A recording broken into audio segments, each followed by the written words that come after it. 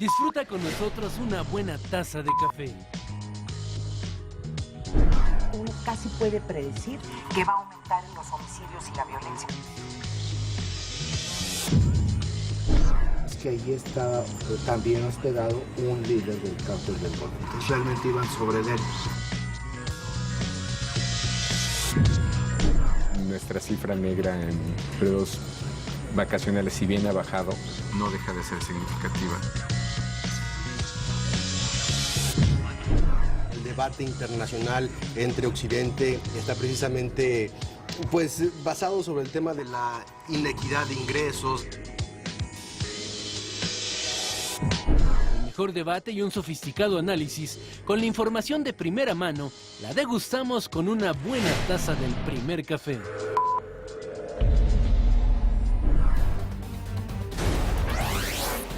Diputados iniciarán su cuarto periodo extraordinario de sesiones para debatir las leyes secundarias de la reforma energética.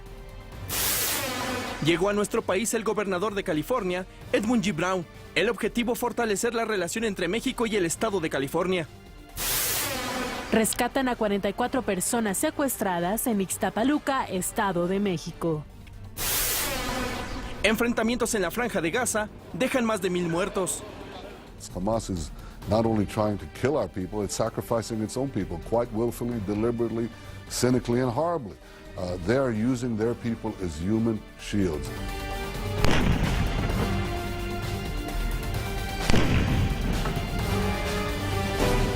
¿Qué tal? Muy buenos días. Bienvenidos al primer café. Yo soy Ana María Salazar, Raimundo Riva Palacio. Hola, Paco Abundis. Hola, ¿cómo bienvenido. están? ¿Cómo estás? Bien. Hacía tiempo que no te veíamos. Yo los extrañé también. Así dice, los extrañé como un resfriado. No, sí te extrañamos. Pasaron muchas cosas la semana pasada que siguen continuando haciendo presencia o marcando, no sé si la historia, pero por lo menos la agenda internacional, Raimundo. Bueno, está lo de Gaza que vuelve a fracasar. En esta tregua que habían buscado, que se logró por unas horas, y siguen los combates. Vamos a tener algún reporte sobre la actualización del número de muertos ya en este conflicto que va para 3 semanas, sin que se le vea solución, porque ninguna de las partes beligerantes quiere recular. Donde está incrementándose la tensión es entre Rusia y Estados Unidos por Ucrania. Acaba de sacar este fin de semana el gobierno de Estados Unidos fotografías satelitales donde demuestran cómo las tropas rusas están apoyando directamente ya las fuerzas prorrusas en Ucrania. Inclusive muestran estas fotografías donde estaban ubicados todas las unidades de misiles antiaéreos, ¿verdad? Que es lo que ha generado, no nada más el derribamiento del avión de Malaysian Airlines, sino ya también, al menos 4 aviones militares ucranianos derribados en las últimas 3 semanas por las fuerzas prorrusas. Que en términos de prensa Ucrania. se va por hecho, lo único que es distinto es que hay evidencia, ¿no? Aquí ya con las fotografías, es lo que estaban diciendo, aquí ya tenemos evidencia incuestionable de que sí se está dando. Es decir, ya cortemos el discurso, la retórica, y aquí es la realidad. Este fin de semana, ya se fue ayer el primer ministro de Japón, Abe Shinzo, que finalmente Japón despierta en América Latina, porque este es el primer punto que toca en una gira de América Latina, después de que visitaran los líderes chinos y rusos y previamente Taiwán, la región, se dio cuenta que algo estaba sucediendo mal con esa nación y decidió ir a América Latina. Y hoy llega, anoche llegó y hoy se inicia la visita de trabajo oficial del gobernador Jerry Brown, el gobernador de California. California, nada más, para tener una idea, si fuera país, sería la 8ª economía del mundo. Si fuera país, sería el segundo socio comercial de México. Sería Estados Unidos, California y China. Es decir, el peso de California en el comercio bilateral con México es más grande que China, más grande que el Reino Unido, que Canadá, que todos los socios. Parece un pleonasmo, estoy subrayando, de que solamente sería después de Estados Unidos el principal socio comercial. Y transita entre la sexta y la octava, digamos, Sí. ha llegado a ser, hay periodos que pasan la sexta economía del mundo. Ha llegado a ser en momentos quinta economía, pero no pasa del 9. Es cuando menos formaría parte del G8 de manera casi permanente. Pero bueno, eso es lo que no viene en el país informativo, algunas de estas cosas porque se van a desarrollar hoy.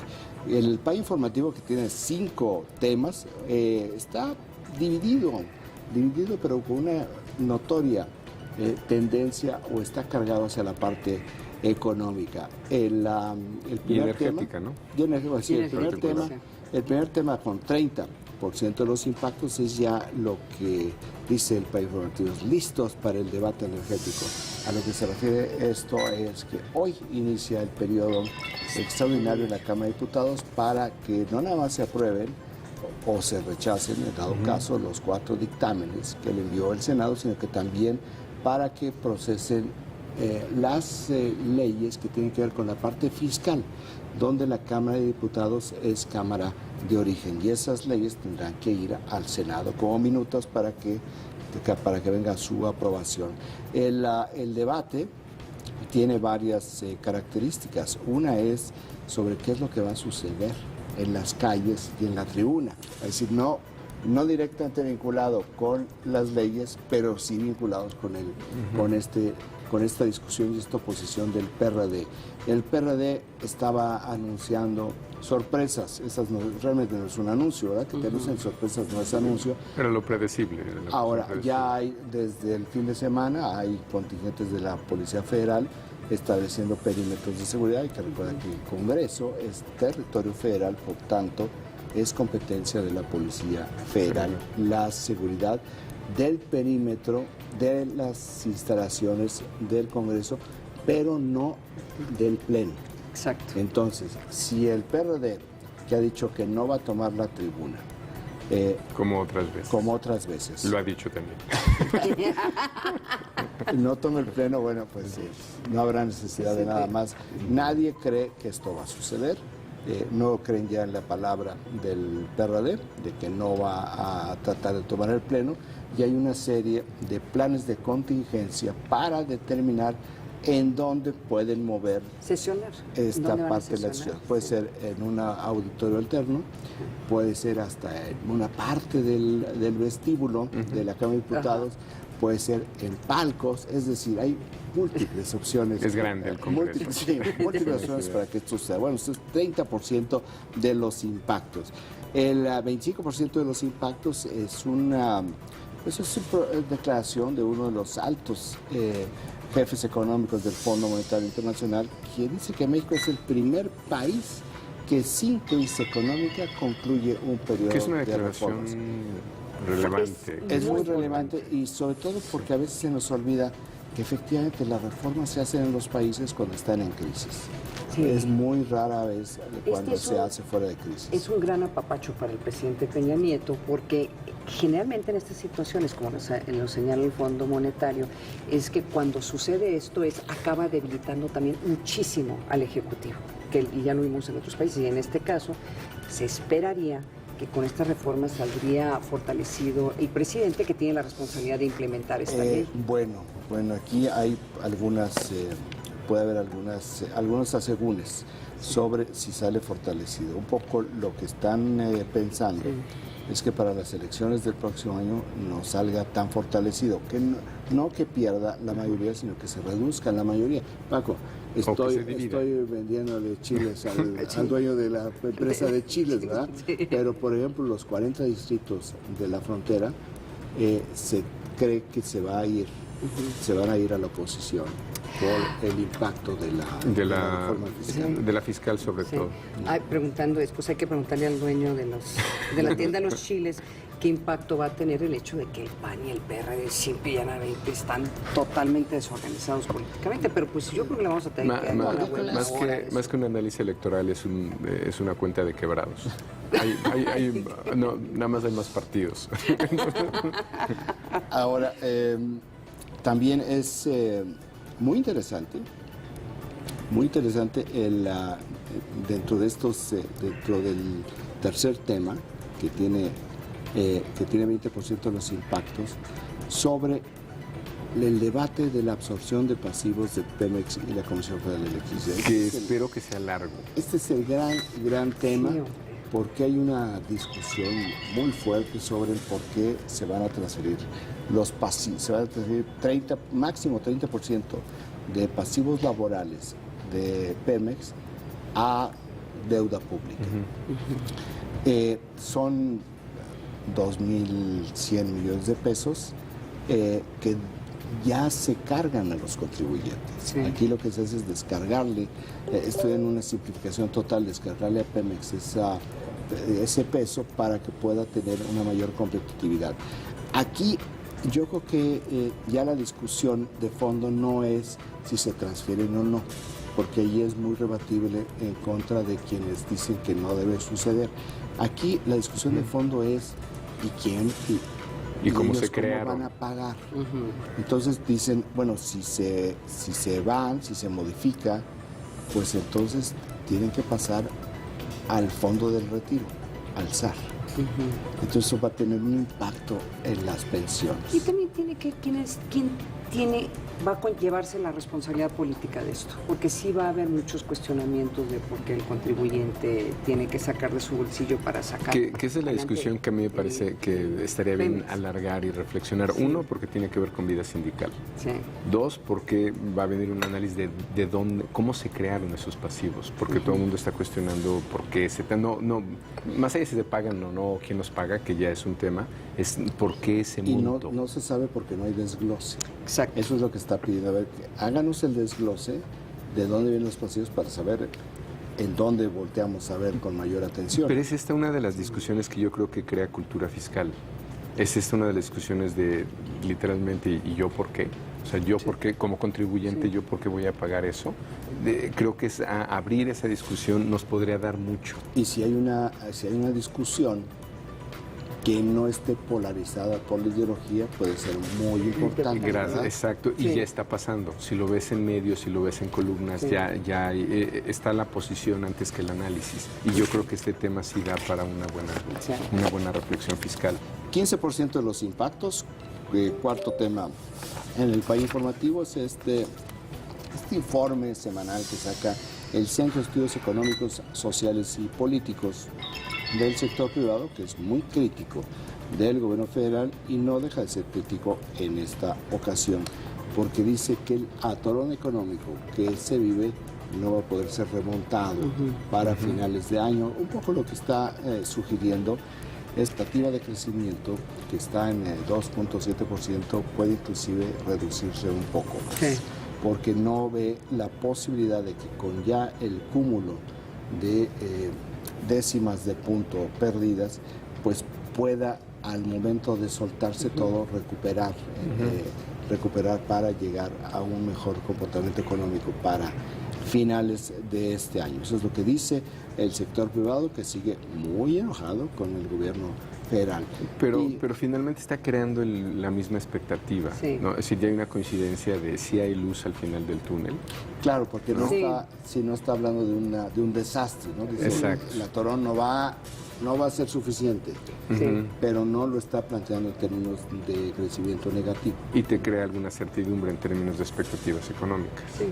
10% de los impactos, el último tema, algo sumamente importante, particularmente porque no sabemos exactamente las causas por las cuales la Secretaría de Educación Pública aplazó una semana para el próximo domingo la divulgación de los resultados del concurso de oposición para maestros. Podría ser tan sencillo como que no acabaron de calificar. O podría ser tan complicado como qué es lo que está sucediendo en la negociación política con la CENTE, que no hay nada de información sobre esto. La explicación oficial es que fue para respetar los derechos de los aspirantes. ¿Qué es lo que esto significa? Exactamente no Habrá sabemos. salido tan mal. No. Estarán bajando la... porque lo que dijo la Secretaría es que si no dan el nivel, simplemente no se sustituye o no se abre la plaza. Pero son tan ¿O pocas no? las plazas que están compitiendo, sería difícil pensar que por lo menos no hubieran suficientes para Mi llenar hipótesis, esas plazas. mi hipótesis es que no tiene no tiene que ver con quienes concursaron, que con la situación en Oaxaca y Michoacán con la Coordinadora Nacional de Trabajadores de la Educación. Creo que es un asunto más de índole política, pero no sabemos nada porque no han dicho absolutamente nada y yo creo que tampoco le van a decir a la opinión pública, pues la verdad es que no podemos sacarlo adelante porque no hay manera de procesarlo en Michoacán y en Oaxaca. Nada más que si esto no sale bien, es el equivalente a que la reforma educativa fracasó. No, o sea, esta es la prueba. Esta es prueba de fuego. Esta es la prueba más importante para la reforma educativa. Oye, o están viendo qué va a pasar en términos de protestas, porque ya se espera un nivel relativamente interesante de protestas esta semana por la reforma energética. Si tú le agregas que podría haber movilizaciones por parte de algunos de estos, ¿no crees que sea eso? Creo, hemos visto a la gente un poco cuidadosa con lo de las manifestaciones. Mucho más moderada, ¿no? Comparado con el año pasado. Porque les costó mucho en términos de imagen el año pasado y yo no sé si el PRD vaya a lograr sacar realmente a tanta gente, sobre todo porque no tiene a Andrés Manuel López Obrador. Y hay un nivel de desgaste en la expresión pública. Pienso, sí. Oye, ¿y dónde está Andrés Manuel López Obrador? Que eso es lo interesante. Andrés Manuel López Obrador está haciendo lo que sabe hacer. Está viendo cómo dinamita el corto plazo para obtener réditos políticos en el largo plazo. ¿Esto cómo se traduce? Si están metidos en un pantano la dirigencia del PRD, que es su enemiga, la corriente de los chuchos, pues que se sigan hundiendo. Él no tiene necesidad, desde mi punto de vista en este momento, de empujarlos más hacia el pantano. Si él logra hacer, porque tú decías lo de los partidos políticos para las elecciones, yo creo, entendiendo un poco lo que ha hecho a lo largo, o viendo un poco lo que ha hecho a lo largo de su historia, que él lo que va a tratar de hacer es dinamitar a la izquierda en el 2015 para apostar en otras condiciones en el 2018 a su favor. La va a fraccionar, porque lo que está haciendo con Morena en ese sentido es dinamitar, pero no va a dejar de mandar la misma señal. Yo creo que su posicionamiento es muy sencillo, el de Morena. De hecho, es el más fácil de todos. Y es muy consistente. Te guste o no te guste, estés de acuerdo o no, sea cierto o no, es exactamente el mismo mensaje que ha transmitido Andrés Manuel López Obrador a lo largo de los años. Por eso es tan persuasivo. Vamos a las portadas. Excelsior trae en portada, como muchas de las portadas del día de hoy, algo que ver con este conflicto en Gaza. Y ha sido muy interesante durante el fin de semana cómo la mayoría de estas portadas, el reflejo que se está viendo en los medios de comunicación nacional e internacional, finalmente sale un niño.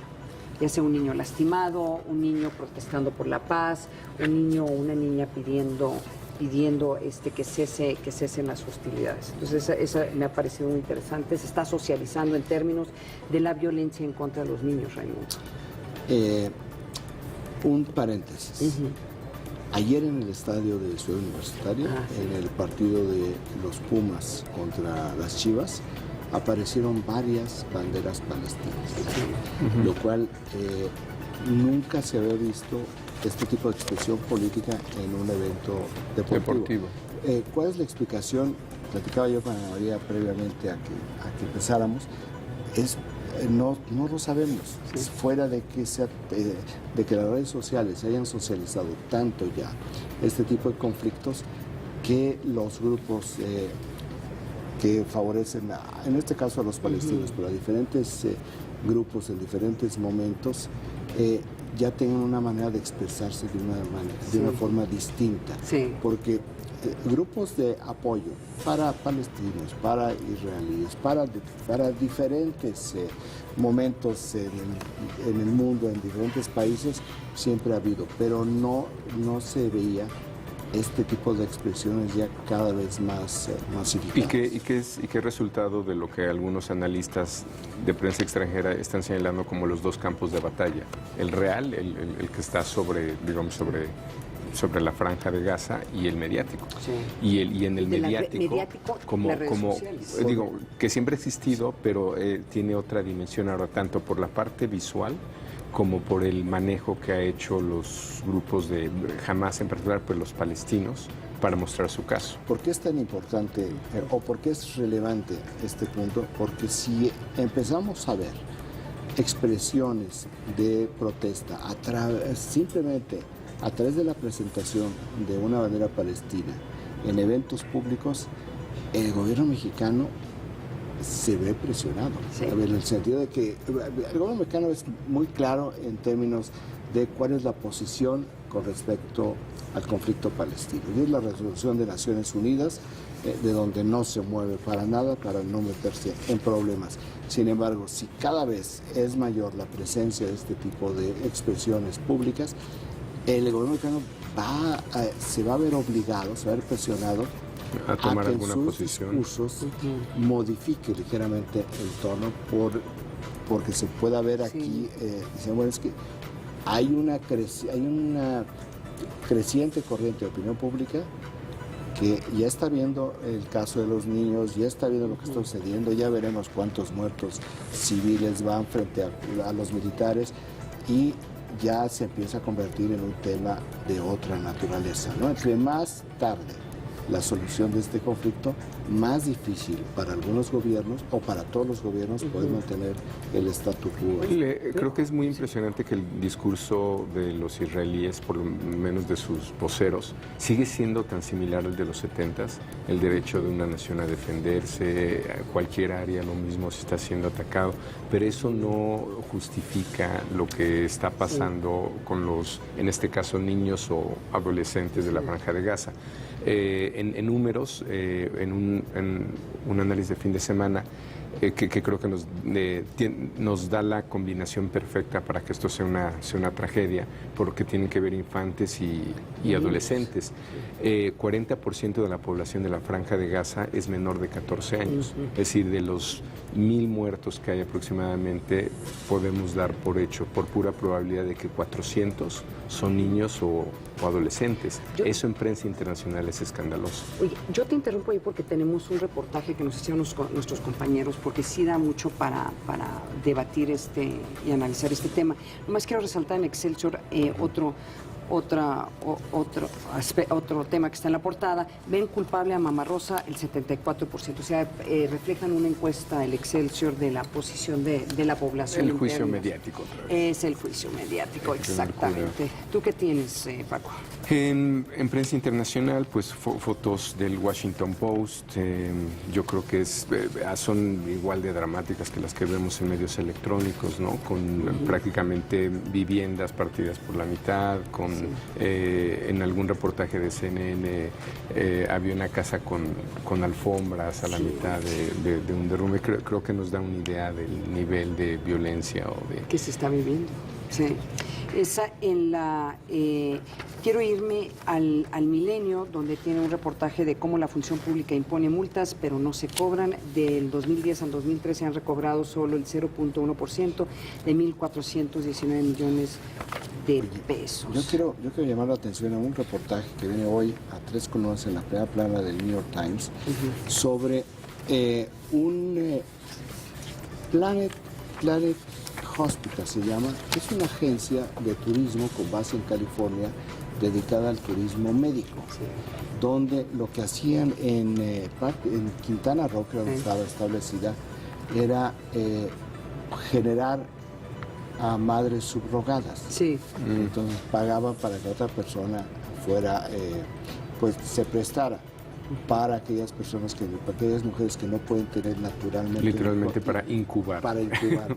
Ahora, es interesante porque este hombre, que es norteamericano, defraudó a todo el mundo. Entonces la historia de este episodio, de esta Planet Medical, de cómo vino a México y cómo hubo controles federales que no existieron a lo largo de los años, y ahora hay una investigación del FBI, hay clientes en todo el mundo que lo están demandando, y el tipo pues se va a ir a la cárcel. Sí. Se va a ir a la cárcel. Oye, y es una desgracia porque para México siempre se pensó que había un mercado muy interesante, especialmente que ante no las deja de cosas. haberlo. Yo creo que más bien es terrible para el ambiente que crea. Sí. Ayer, ya sé que a ti no te gusta, ayer fue la mejor carrera de la Fórmula 1 de la temporada. No, Raimundo, me encanta. Voy a tener que aguantarme esto de la Fórmula 1 por lo menos un año. Oye, Los dos pilotos mexicanos Oye, aquí abandonaron. el auditorio está abuchando a Raimundo, ¿verdad? ¿No? Sergio Pérez se puso un mega trancazo. ¿Ah, sí?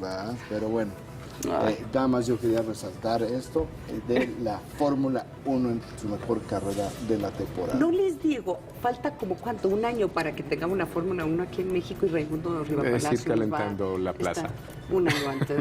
Bueno, ahí está la foto del trancazo. Destrozó, hay que decir que esto es a la entrada a la recta de los pits, donde otros dos pilotos también tuvieron serios problemas, incluido el tetracampeón, no, el 4 veces campeón mundial, Sebastián Vettel, nada más que con la buena fortuna que quedó a milímetros de estrellarse, y Checo Pérez se ve que llegó un poco más rápido y se estrelló y destrozó su automóvil. Oye, vas a tener que sacar un ebook para idiotas de la Fórmula 1. Yo me apuntaría a leerlo. El Domi de Fórmula 1. En un tema un poco más trivial, quisiera rescatar el financiero, porque es el único que se mete al tema de quién paga las cuentas. Sí. ¿Qué va a ser la pregunta? En el caso de los pasivos y hace muy buenas preguntas, ¿no?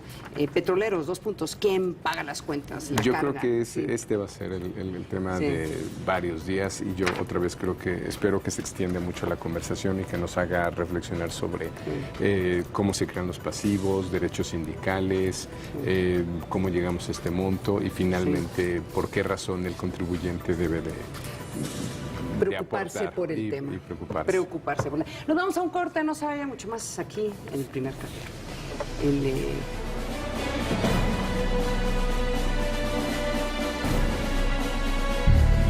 Esta semana en su revista Cambio, Energía para el futuro, las leyes secundarias de la reforma energética abren la puerta a la competencia y a la inversión para brindar mayores opciones a los consumidores. Pemex y CFE se transformarán en empresas más productivas y eficientes. El objetivo es la seguridad energética del país. Recuerde, busque su revista Cambio.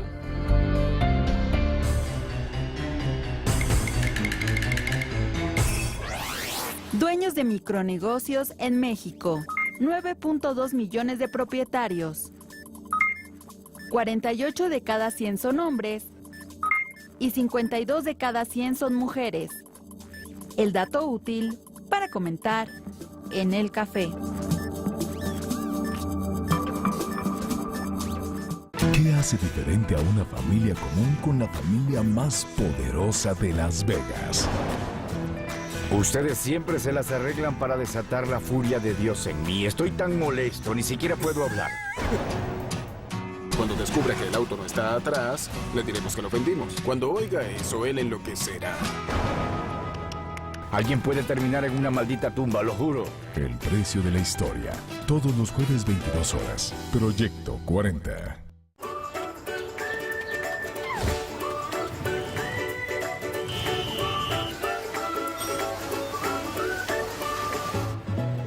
Hay días en que la suerte te acompaña. Juega Tris, Chispazo y Gana Gato y no la dejes escapar. Pronósticos para la asistencia pública. La suerte está en tus manos. Conoce los secretos más profundos del Océano Antártico. Fusión Salvaje, martes 19 horas. Proyecto 40. Antes de nuestro origen étnico, características físicas, forma de vida, sexo, edad, discapacidad, condición socioeconómica, condición de salud, embarazo, lengua, religión o diferencias de opinión, somos mexicanos. Para evitar la discriminación, estamos promoviendo reformas y leyes. Cámara de Diputados, 62ª legislatura. Todos los días suceden acontecimientos que cambian el rumbo de nuestro país. Infórmate de lunes a viernes a las 18:30 horas en Informativo 40 con Lili Telles. En días pasados, México vivió uno de los cambios más trascendentes de su historia con la aprobación de la reforma política electoral. Hoy la Constitución establece que los partidos políticos están obligados a incorporar en sus candidaturas 50% de hombres y 50% de mujeres, impulsando así la equidad de géneros. Partido Acción Nacional. Monarquía, república. Robé pero poquito, dice Hilario Ramírez. La política de la izquierda en este país. Los reyes de la baraja te mostrarán que el poder está en tus manos. ¿Lo tomas o lo dejas? Yo le llamaría a esto política, celos y mentiras, ¿no? A ver. Martes y jueves 21 a 30 horas. Proyecto 40. Conocer la noticia del día es bueno. Conocerla un día antes es mejor. Cuando eres periodista, pues sabes qué está pasando y ves las perspectivas. La mía de 8 es legisladores y el bullying. Al peje lo atendieron con el Seguro Popular. México invade Michoacán. Para sentir que somos potencia. Conoce los titulares del día una noche antes. Es la de 8. ¿Cuál es? La mía. No, la mía. No, la mía. Puede ser la mía, no la mía. Jueves, 21 a 45 horas. Proyecto 40. Todo está listo para que en unas horas la Cámara de Diputados dé inicio a su cuarto periodo extraordinario de sesiones, esto para discutir y en su caso aprobar la legislación secundaria en materia energética. Durante ese lapso, los legisladores analizarán 7 dictámenes, 4 turnados por el Senado y 3 que tuvieron su origen en San Lázaro, referentes a aspectos presupuestales y fiscales.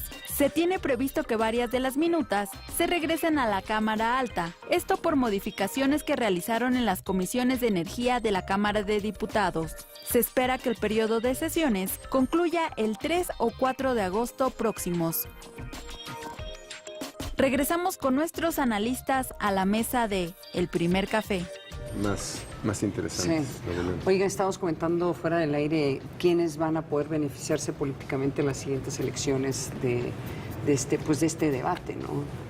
Porque están varias gobernaturas y hay varios legisladores que podrían estar interesados en esas legislaturas. La pregunta es si tienen el tiempo suficiente para que sus partidos les pongan atención. Las candidaturas de la mayor parte de los partidos yo creo que deben estar listas, procesadas por ahí de octubre. De octubre. Noviembre, o sea, estamos hablando de... Están viendo listas, están analizando todo, porque hay que recordar que en diciembre, a más tardar, quienes tengan un puesto un servidor público tiene que renunciar para que constitucionalmente pueda aspirar a un puesto. Y en lógica electoral cada vez es más popular digamos, ganar una candidatura por nocaut.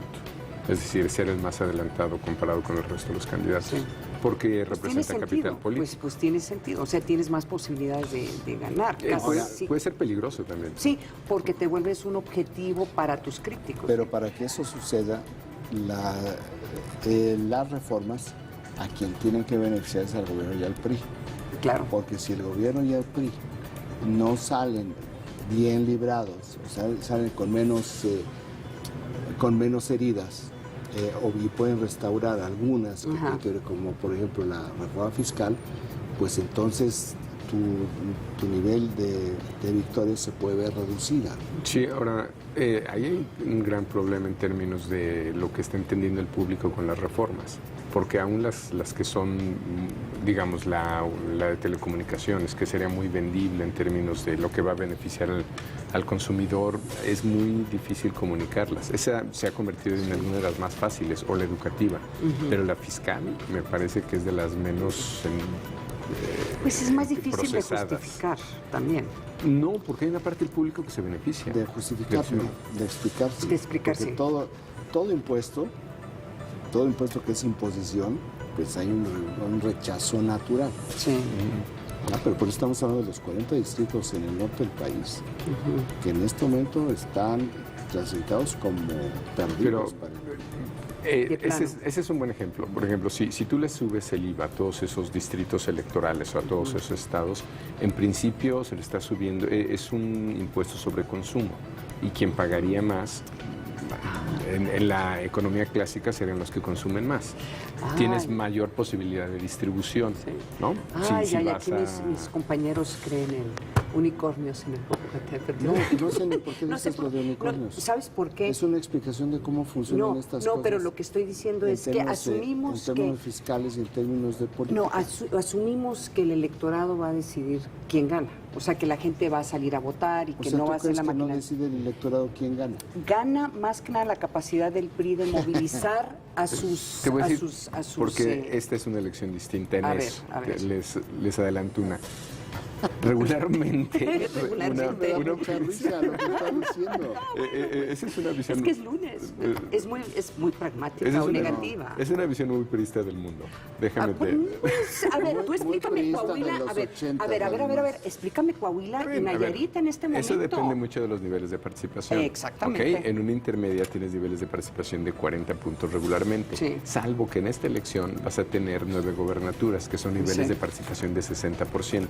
Nada más con ese 60% vas a subir la participación alrededor de 7 puntos. Es decir, le vas a pegar casi al 50. Eso te cambia la dinámica electoral y ya no entras al escenario Coahuila. Pero este factor de la decepción que tiene, o sea, volviendo a este sí también es una visión muy negativa del mundo, que la gente no cree en sus candidatos. O sea, la gente va a salir si es que cree que los candidatos le van a cambiar la vida. Y yo por eso te pregunto, Coahuila y Nayarit, explícate cómo gana el PRI en una forma... No, Tepic la perdió el PRI, es el 50%. Sí. No le haces esa cara, porque es 50% del electorado. Y perdió por 17 puntos. Pues el 50% del electorado en Nayarit está en manos de... De hecho, es un tema del cual... Me ofenden que digan que yo tengo una visión priista del mundo, pero la verdad es que también. Yo veo al PAN y al PRD que hay que regañarlos, las divisiones internas no nos permiten. Yo regaño al PAN. Tu visión es mucho más cerrada que puro priista. Es una visión muy distintófera, porque por ejemplo el caso de Coahuila, no estamos incorporando las variables de cómo ha sido la obra pública en Coahuila en los últimos, no digamos 2 años, 3 años, en los últimos 5 años. Tienes que revisar también cómo funciona. Y la creación de empleo. Cómo ha sido la obra pública que te lleva a generación de empleos. Sí. Si tú ves el nivel de inversión y de obra pública en Coahuila y de generación de empleos, a lo mejor dices, o a lo mejor cambias tu crítica y dices, ¿y de dónde sale todo ese dinero? ¿No? Sí. Pero sí está viendo un impacto directo que a lo mejor no te gusta el gobernador, a lo mejor no te gusta el apellido. Todo eso es subjetivo. Lo que se tiene que ver son las partes objetivas para poder entender exactamente qué es lo que está sucediendo. Porque si no entiende uno lo que está sucediendo, hasta se equivoca en el análisis, como cuando dijiste ahorita que el PRI ganó Nayarit. Cuando el PRI realmente perdió nada más.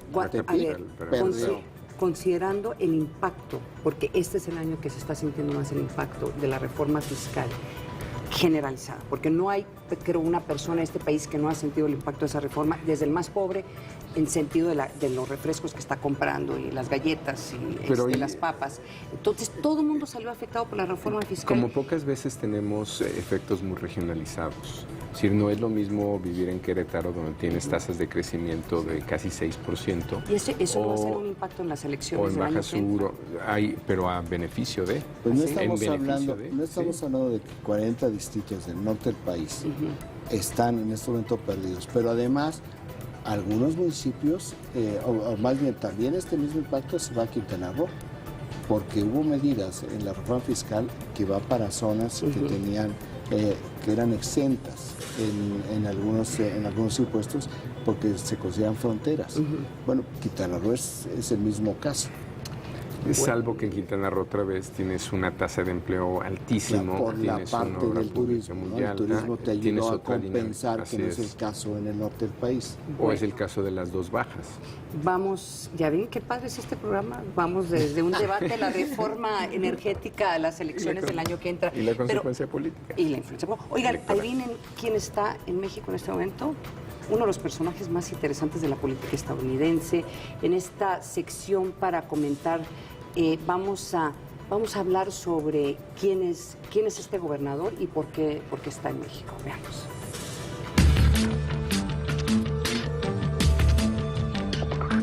Esta es nuestra sección para comentar del fin de semana.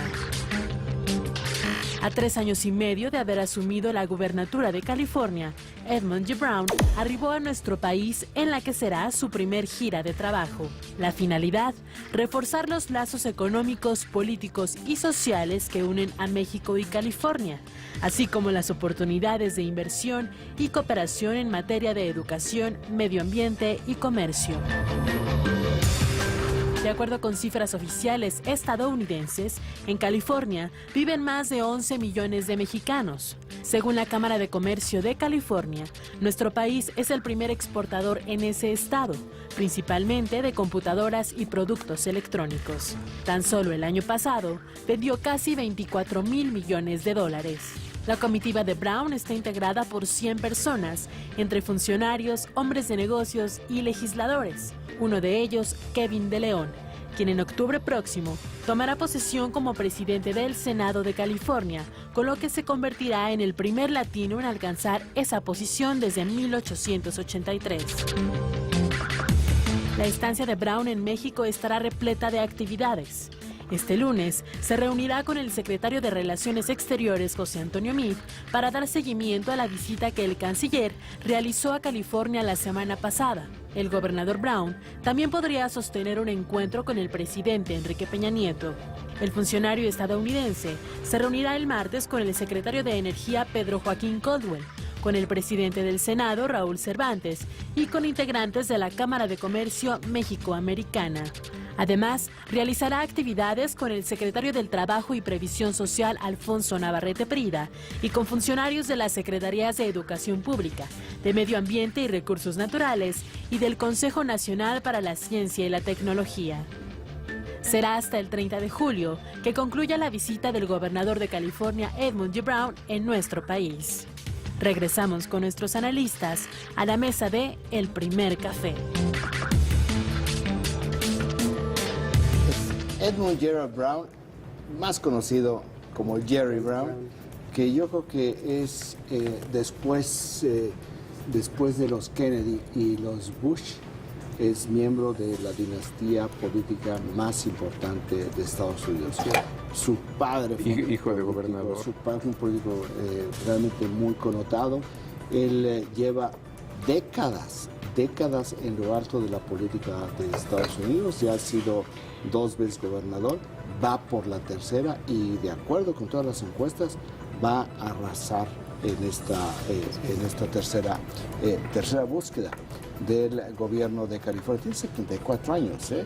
O sea, esto habla para todos aquellos que piensan que la tercera edad ya comenzó a los 70 años. Allí está Jerry Brown y todavía se va a echar seguramente otro periodo más. Hablábamos en un principio del impacto económico que esto significa. Viene con una delegación de 90 políticos, 90 empresarios. Y tú decías, Paco, que a los empresarios les cobró $5,000 como cuota de entrada, como aportación para poder estar en este grupo. Y lo que reporta LA Times es que es una de las delegaciones más sólidas en términos de negocios que se ha creado recientemente. Solo ha habido una previa considerada análoga, que es la que organizó para ir a China el año pasado. Aquí Jerry Brown tiene este tipo de agenda y viene este personaje que va a ser el presidente del Senado, Kevin León. Kevin León, vamos, la nota dice, desde tal año nunca había habido. En ese año se funda el Senado de California, no es que había habido antes. Es la primera vez. Fue un mexicano que se había quedado allá, seguramente. La primera vez que esto sucede. Y es mucho reflejo de lo que es la demografía cambiante en California. La primera minoría en California es ya la mexicana, es la hispana. Y dentro de la hispana hay una enorme influencia mexicana. La segunda minoría pasó a ser la afroamericana y ya todavía no pinta realmente las minorías asiáticas, porque la llegada de los asiáticos todavía no produce un cambio demográfico en términos políticos. O sea, sí está haciendo un cambio demográfico en poblacional, número, pero no en términos políticos. Ahora, esto también puede que cambie pronto o se da de manera exponencial, porque 3 de los estados que tienen mayor número de votos en la presidencial, hay que recordar que es un voto indirecto en Estados Unidos, no es voto directo, es Nueva York, Texas y California. Y son los 3 estados que tienen más votos en la elección presidencial. En el colegio electoral. En el colegio electoral. Entonces, esto hace que el peso de los hispanos probablemente en la siguiente elección se va a exponenciar. Bueno, Kevin de León se reunió con el secretario de Relaciones Exteriores la semana pasada. Estuvo en Sacramento el canciller José Antonio Meade preparando esta visita y preparando que esta parte de esta visita, la del presidente Peña Nieto a finales de este mes a California. Y como una anécdota, todas las reuniones en el Senado de California, en Sacramento, todas fueron en español. Todos hablaban español en el Senado de California. ¿Por qué es importante el Senado en California? Porque si ya hablamos de la parte comercial y económica de California, el Senado es el que define las políticas fiscales del Estado.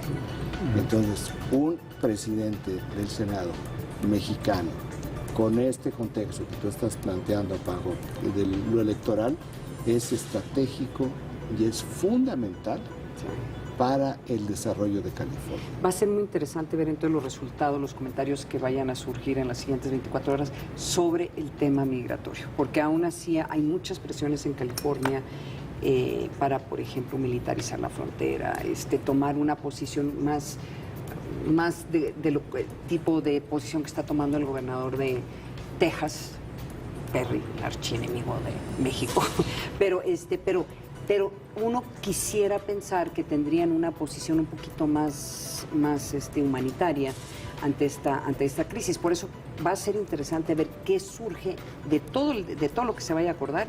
Yo creo que va a haber muchísima atención sobre y el impacto que va a esto. tener sobre la política en general de Estados Unidos, porque no es muy conocido, como tú decías, Raimundo, su nombre en el contexto nacional de la política.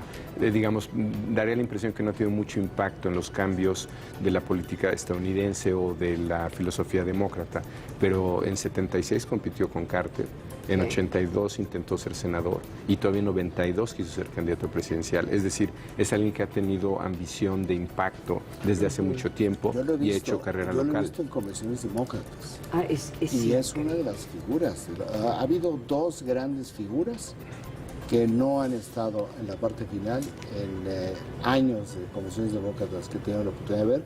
Uno fue el exgobernador de Nueva York, Mario Cuomo, y el otro es Jerry Brown.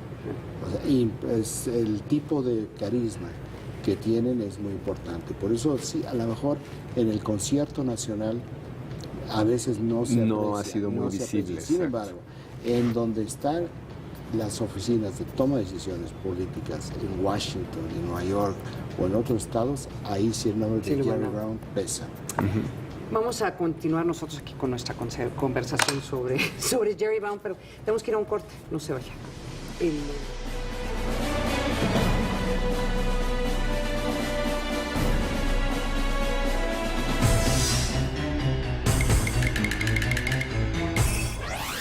Micronegocios en México. El 40.7% se dedican al comercio, 33.9% a servicios y 3.5% al transporte. El dato útil para comentar en el café.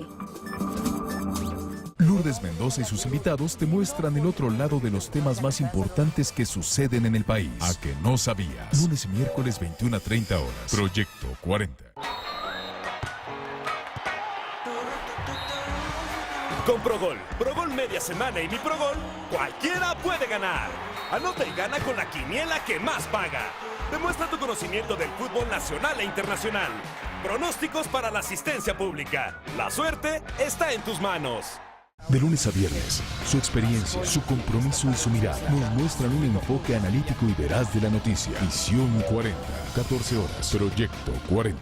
8 de septiembre, 1994. El paciente insiste en tener un show de famosos en internet en el futuro. Y dime, Félix, ¿qué más hay en el futuro? ¿Coches voladores? ¿Tabletas electrónicas? Bueno, de hecho sí hay tabletas electrónicas y toman video y todo. Nosotros también tenemos unas tabletas. Son tabletas mágicas. Relájate. Vas a ver cómo te van a hacer sentir mucho mejor. Late Night Express con Félix de Valdivia. El entretenimiento del futuro, hoy. Próximamente, Proyecto 40. ¡Se los juro! En el futuro los gays pueden casarse.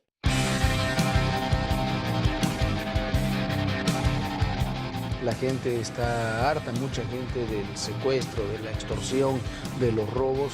Cuando la violencia entre las bandas está alcanzando un clímax por los propios golpes recibidos. Las armas que se han levantado apuntan hacia un objetivo: el poder. Y para obtenerlo, todo. Pero absolutamente todo es personal. Lunes a viernes, 21 horas. Proyecto 40. México es más de lo que piensas. Somos el 6º exportador mundial de videojuegos, software, animación y contenido digital. Las películas mexicanas y los programas de televisión que hacemos aquí se exportan a 100 países y son vistos por millones de personas en todo el planeta. Por eso, somos el más importante exportador de bienes creativos del idioma español. Esto es México. Esto es tuyo.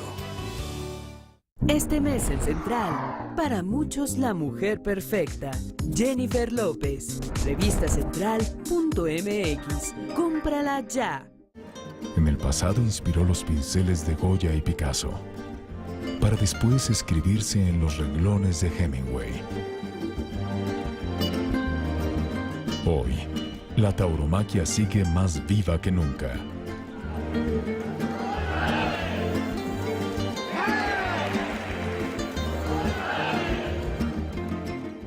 México Bravo, lunes 23 horas. Proyecto 40. Con esto pagamos la graduación de Pablito. Y hasta le podemos comprar su coche. Y con este, un negocio que asegura el futuro de la familia. ¿Y qué tal ponerle el segundo piso a nuestra casa? Con los juegos y sorteos de pronósticos, hazte millonario y gana más. Pronósticos para la asistencia pública. La suerte está en tus manos. Estamos de regreso en Platicando. ¿Qué me pasa? Que me faltó algo, ¿verdad? Platicando con Alasraqui, martes 22 horas. Proyecto 40.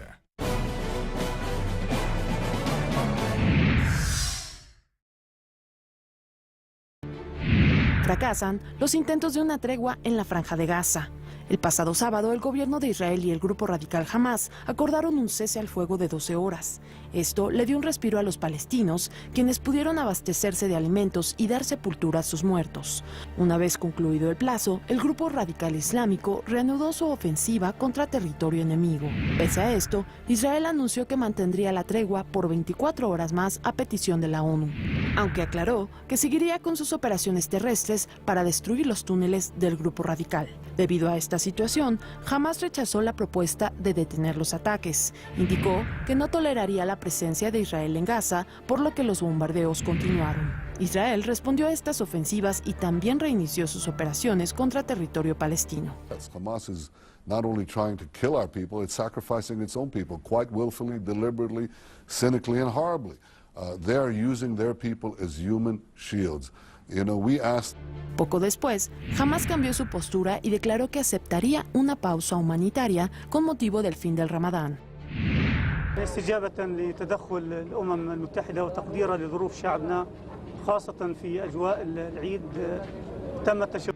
Pero el gobierno de Netanyahu desestimó estas declaraciones al señalar que Hamás no ha dejado de lanzar cohetes contra Israel. En tanto, residentes de la Franja de Gaza atacaron las oficinas de la Cruz Roja. Los inconformes denunciaron falta de asistencia. Ante estos hechos, el Consejo de Seguridad de la ONU celebró la madrugada de este lunes una reunión de emergencia en la que pidió a los israelíes y palestinos llegar a un acuerdo para detener la violencia. Sin embargo, este conflicto ha traspasado fronteras. En la Plaza de la República, en París, Francia, la policía disolvió una manifestación a favor de los habitantes de la Franja de Gaza, violando así una norma que prohíbe realizar movilizaciones en la capital francesa. Regresamos con nuestros analistas a la mesa de El Primer Café. Información del medio de comunicación El Mundo refiere que al menos 1.032 palestinos han muerto desde que Israel puso en marcha la operación militar Margen Protector. En tanto que la Organización de las Naciones Unidas informó que el 73% de las víctimas eran civiles. Además, la cadena BBC Mundo indica que en estas 3 semanas de ataques, el número de muertos israelíes asciende a 43 soldados y 3 civiles. Pero esta no es el único enfrentamiento que han tenido Israel y palestinos. La cadena BBC Mundo también señala que del 14 al 21 de noviembre del 2012 se realizó la ofensiva Pilar Defensivo, en la que fallecieron 167 palestinos, 87 de ellos civiles. En 8 días que duró este ataque, al menos 6 israelíes perdieron la vida. De estos 4 eran civiles y 2 soldados. También en esta operación en otra operación denominada Plomo Fundido, perdieron la vida 1.391 palestinos, 759 de ellos eran civiles. Del lado israelí murieron 9 personas, 3 civiles y 6 soldados. Ahí están los números. Bueno, el Consejo de Seguridad de las Naciones Unidas, que es el órgano político de las Naciones Unidas, acaba de tener una reunión de emergencia en Nueva York para pedir un cese al fuego incondicional. A los dos, los dos, sí.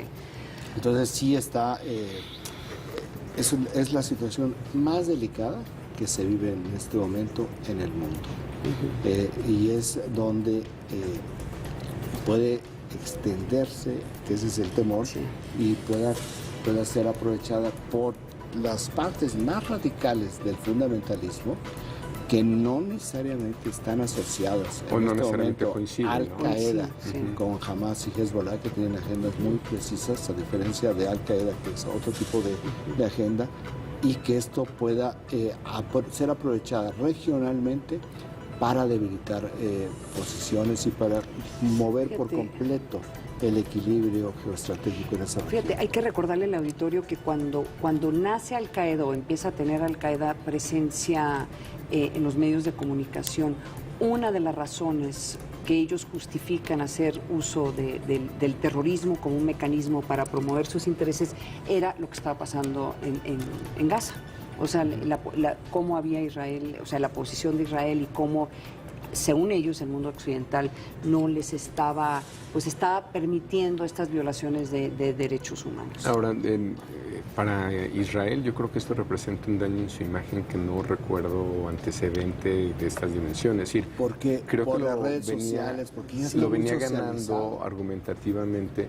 Y cuando los palestinos ya empiezan a hablar de una agenda oculta, de un hidden agenda, y empiezas a ver que hay en el público cierta credibilidad, yo creo que el costo para Israel puede ser muy alto en términos de opinión, ¿no? Tú mencionabas hace un rato sobre este argumento ya palestino de que lo que está sucediendo demuestra que no iban por los túneles. Exactamente. Que era una solución total, no voy a decir solución total porque se vincula con exactamente los enemigos históricos de Israel, pero que era una solución definitiva al conflicto que tienen de la violencia en Gaza. Y se combina con una polémica de hace aproximadamente una semana, porque en un micrófono abierto, que no sabía el secretario Kerry que estaba abierto, dijo, no es una cita textual, pero algo, nada de que operativos quirúrgicos, es un operativo general que respalda mucho el tipo de acciones militares que están haciendo, el tipo de destrucción que están haciendo los bombardeos y la artillería sobre la comunidad palestina en Gaza. Ya no es suficiente el argumento de si están utilizando a los civiles como escudos humanos. En el momento que tocas una escuela de Naciones Unidas, yo creo que pasaste a otra dimensión del conflicto. Y te equivocas. Ellos dicen que se equivocaron, pero de todos modos esas equivocaciones ya no justifican lo que está sucediendo, que eso es un poco lo que está enfrentando Israel. Una de las justificaciones de Netanyahu en el fin de semana era: cada que hay un envío de un misil lleva una dirección. Un mensaje a alguien, a algún grupo. Pero puedes rastrear de dónde vino el misil. Era lo que estaba diciendo. Y su justificación era: solamente estamos bombardeando el origen de esos misiles. ¿No? Pero ya no estaba en la Escuela de Naciones Unidas, ¿no? Esa ya no se justifica, ¿no? Ella decía, tiene un acuse de recibo, decía. Entonces nosotros simplemente regresamos al origen de ese misil. Pero yo creo que Israel está saliendo muy dañado en su imagen y puede justificar otro tipo de solución. Hay que ver qué reacciones va a haber después de estas declaraciones del Consejo de Seguridad. Estados Unidos se va a oponer a toda costa cualquier sanción. Eso es lo que hay que esperar que suceda. Bueno, seguramente este va a ser uno de los temas que vamos a continuar analizando el día de mañana. Que tengan muy buen día, qué bueno que nos acompañaron. Gracias, salud.